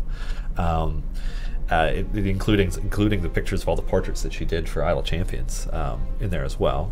You can go to Nick's page and get some Bushwhacker 2 stuff. You can go to the Erica's page and get Crusaders of the Lost Idols stuff. And I'm pretty sure hers was the most used one. I think hers was the most popular this year. But yeah, so that's the Codename Entertainment Extra Life. What exactly was Erica offering, like specifically? Whatever your heart desires, codes, I think might have been the. Yeah. It's like you get rewards from the box of many things. No, there was a giant dwarf. Yes, you can still get art from Kat if you donate to her, which I think is one of the coolest ones. Not to downplay anybody else's, but it's like I like the idea of being able to get a custom portrait by an artist that I can then use on like all my social media profiles or something. Like that's what I would do. Instead of just like my promo headshot that gets used for everything, because it's like one of the rare occasions I'm somewhat photogenic. So anyway, so yeah, Extra Life 2017, and it was fun. I wish I had the constitution to do more than 14 hours. Yeah, Dylan failed the constitution check at what, like 11, well, actually, 30, 12? I probably rolled my first fail before I came in because I was sick when I woke up, and I just popped a bunch of cold FX and came in anyways. I'm like, nobody will be there to start the stream if I don't get in, and I was right. Because it was just Erica and I for the first hour or two, and then people started rolling in. That's pretty fair. It's Saturday, but like normal. I was kind of expecting it. So, and then we got it rolling, and what's this?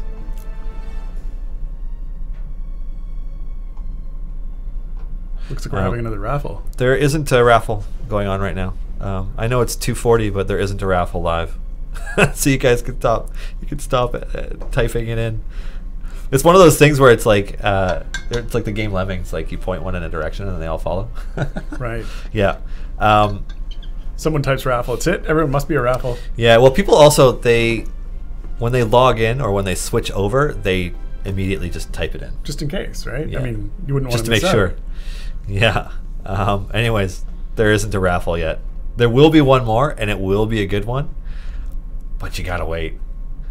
I like this one better. Waffle. Yeah, Waffle. I do like that one. I can't say that name. Empowered Magic Raffle. Yeah. Yeah, I see people. Somebody sees it in chat, and then they all panic, and they all start doing it. It's just one of those things. I'm gonna make people wait for the last raffle just a little bit because it's a gooder. Let's do another pass at this level 70 boss now that I've ground up some levels. I think we can do it. I believe in them. Yeah. Ooh, Ice Troll. A 170 Ice Troll. That seems dangerous. You got it. Oh yeah, probably. It depends on where. I just want to make sure that some of these guys are out of the way. There we go. Now I can do the Minsk thing. Go for the eyes and then just smash his face in. Boom, dead Ice Troll. No, so you're way too tentative about that. For me, it's just like 1, 2, 3, 4, 5, 6, go.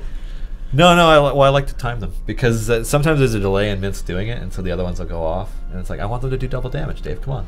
I mean, you're right, but it's just more fun if they all go off at once. Yeah.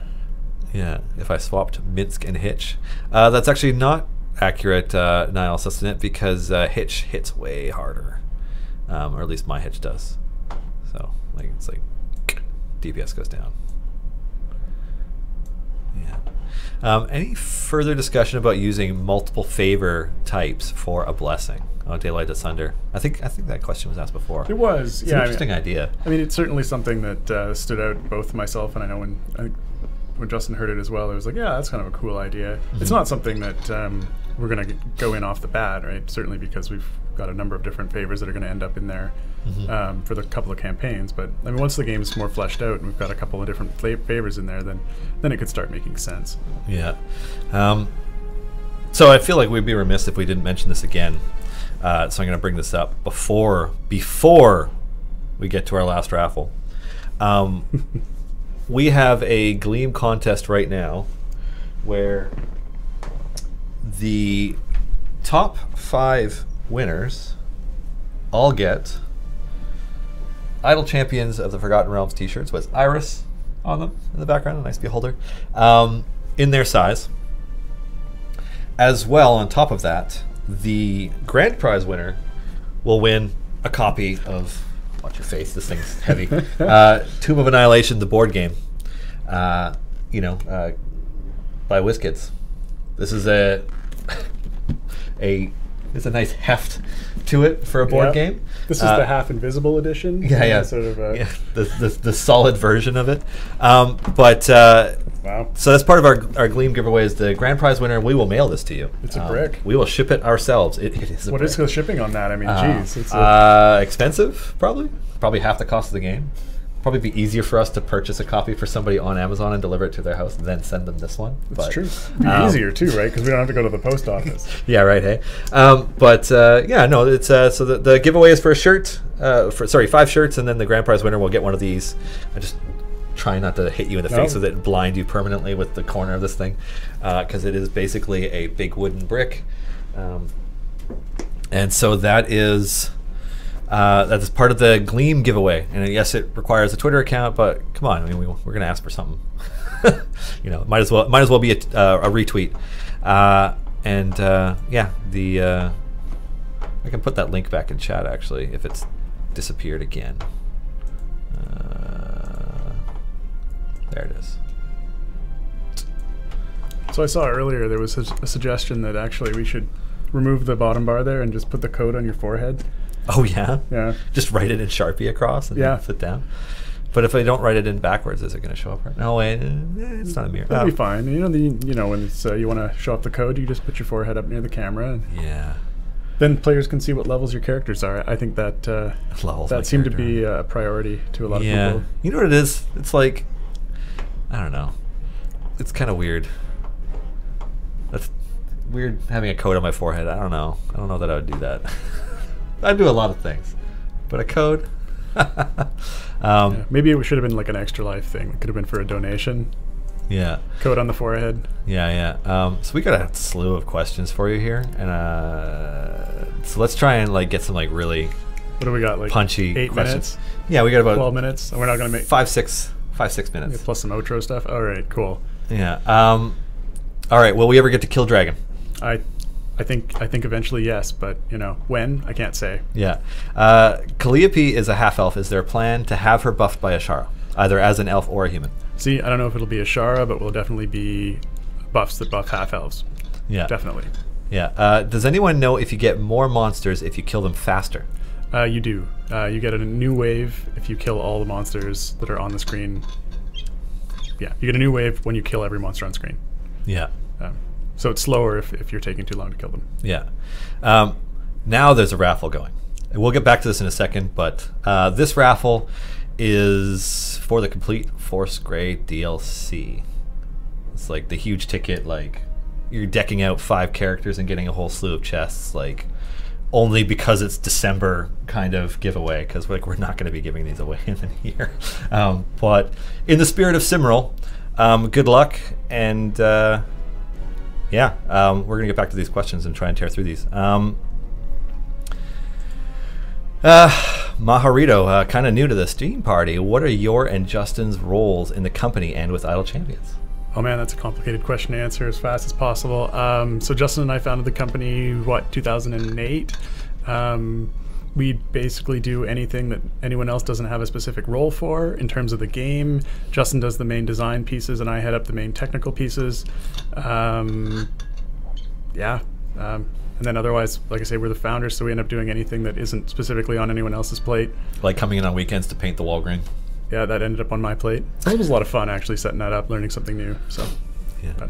All right, kinkymarie.com. On the character profile pages, wouldn't it look better if the level, class, race, etc. text was above the corresponding details? You know, which is to say, like, it's below. Is that actually like just based off the character sheet? Yeah, I think that's what that is. That's based on this. I don't know if you can see that there, but I think the design elements for this sheet was based off of the D&D character sheet, and that's how they laid it out. So so we took a cue from that. Ah. Yep. Yeah. Well, so maybe, but you can take it up with Wizards.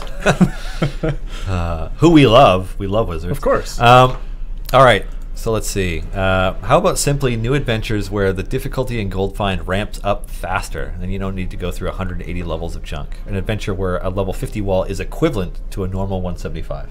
I mean, it could be done. It could be a variant type for an adventure. I could see the ramping going up faster. I'm not entirely sure what the steps between the levels would look like exactly, but certainly if the gold went up, then the levels you could get between would go up, and so your step could be further. Could be a variant. All right. What about clearing areas while offline? That one is not something you're going to see anytime soon. The big problem with that is that there's a lot of different tech that goes into the different variants, especially tech that requires like you to actually, hey, what are you doing? I didn't do anything. I hit up and down on the keypad. That's it. It keeps doing that. Anyway, as it stands right now, there's a lot of little pieces in the variants that you'd basically just be able to skip right over if you were able to have offline progress.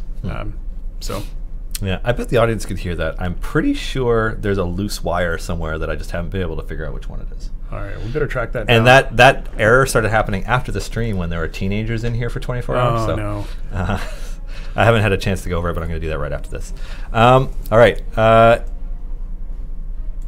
In the future, will there be a smaller screen option for you? I don't think so. I think we focused on making the smallest resolution, the smallest viable resolution was 720p. It pretty much covered like 96% of like different screen resolutions that were on Steam. So I know that we know there are some players who are on a smaller, like a 1024 by 768 screen.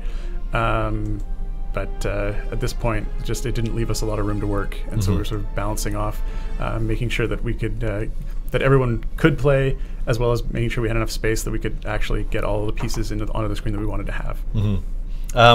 What about plans for UI scaling so that you could use 4K? We really need to take a look at that. I need to drag a 4K monitor in here so that we have an example, because we don't have one here. Okay. And how long until we add motion blur and NVIDIA Hairworks?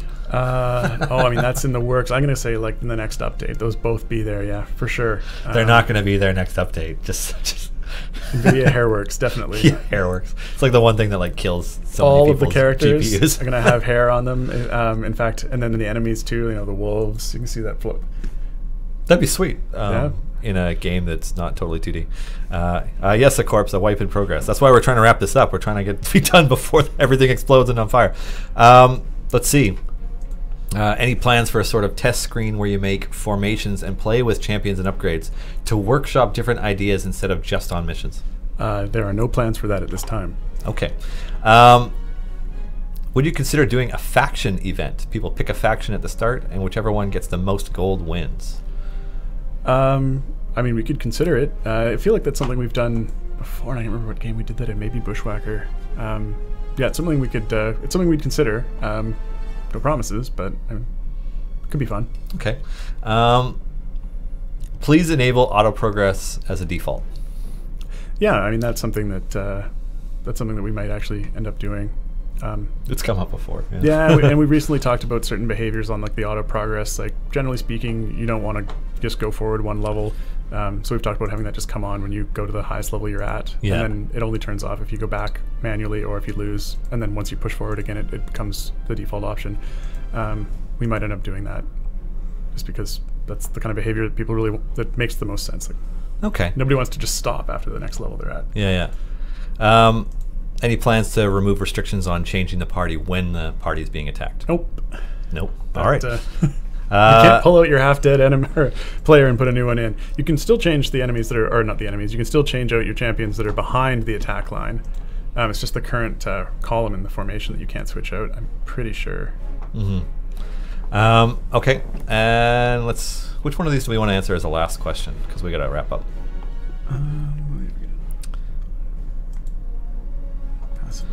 I like this one. Go for it. So, what about adding passive abilities to characters that only work when they are not in the formation? That's not something that we've actually thought about, but it could be interesting. Yeah, it's an idea worth considering. Yeah. Okay. Well. Complete. Yeah. I feel like that's a decent run. It's way further than I get in a run. Whatever. Well, thanks. Thanks for joining us. It's I know how busy you are, and I know how busy everybody is, but like it means a lot to our audience that you take the time out of working on the game to come and talk about it and engage with everybody and answer questions. So yeah, it's good to see what's on people's mind, and it's fun to answer some of the questions. Yeah, not all of them. Some of them are a little challenging, but that's all right. It's good to be challenged. Agreed. Because sometimes they ask questions that you're not actually thinking about. And you're like, oh, right, yeah, that's a great idea. Yeah, and some of the reminders that are good too. Like, we should look at the 4K stuff. Absolutely. Yeah, the UI scaling and the offline gold find and a few other things tend to come up consistently. Yeah. But hey, they're not asking KB1 anymore. So. Yeah, but if I made those go away, what would people ask? Something else. They'll think of something. So yes, thanks for taking the time to join us. Thanks again to Wizards of the Coast for hosting us. It is and will always be a privilege and a pleasure to be here on the official Dungeons & Dragons Twitch channel. So thanks to Wizards, thanks to you, and stick around. The season finale of Destiny and Doom is coming up next. So yeah, have a great one, everybody. Thanks for watching.